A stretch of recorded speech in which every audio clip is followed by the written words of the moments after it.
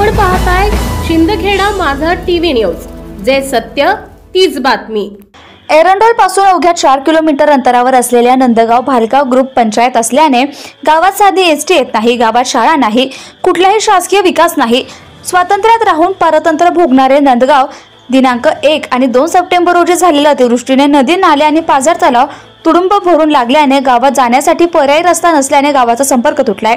गाव नाल्यावर फरशीचं काम झालं नसल्या कारणाने बाहेर शिक्षणासाठी जाणाऱ्या विद्यार्थ्यांचं भवितव्य, नागरिकांच्या आरोग्य सेवा धोक्यात आल्याने ग्रामस्थ संतप्त होऊन एरंडोल तहसीलदार आमदार अमोल पाटील यांना निवेदन दिले।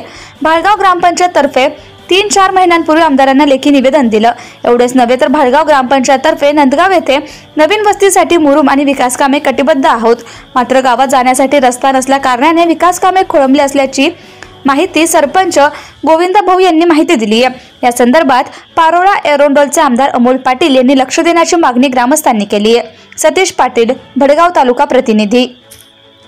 आमच्या गावाकडे प्रशासनाचं खूप दुर्लक्ष झालेलं आहे। शाळेच्या मुलांची आणि म्हाताऱ्या माणसांचं खूप म्हणजे वाईट परिस्थिती झालेली आहे। म्हातारे माणसं जर आजारी पडले तर त्यांना घेऊन दवाखान्यात घेऊन जाण्याची फार बिकट परिस्थिती झालेली आहे। प्रशासनाने त्वरित लक्ष द्यावे आमच्या गावाकडे। लवकर पुलाचे काम करावे ही नम्र विनंती। पाहू शकता तुम्ही, पुलाचे काम लवकर करावे ही नम्र विनंती।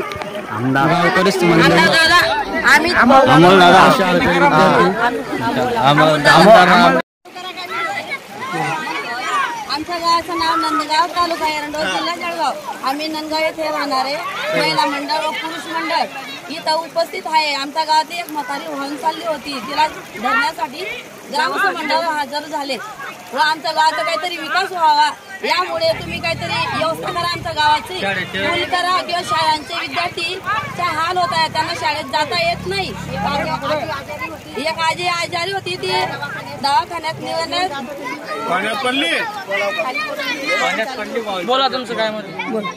मी एक आशा वर्कर आहे नंदगावची। आमच्या इथं गरोदर मातांना एरंडोल इथं दवाखान्यात घेऊन जावं लागतं, तरी त्यांना व्यवस्थित सुविधा नाही। नदीला भरपूर पूर आलेला राहतो, ऐन वेळेस त्यांची तब्येत वगैरे जर बिघडली तर त्यांना दवाखान्यात घेऊन जावं लागतं। बोला आजी, तुम्हाला काय त्रास होतोय? बोला। आमच्या गावाला आमच्या गावाला पूल व्हायला पाहिजे आणि दवाखान्यात जायचं तणाचं होतं। मी दवाखान्यात जातो की आमच्या घरी गाडी नाही, गोडी नाही, मला कोणी नाही।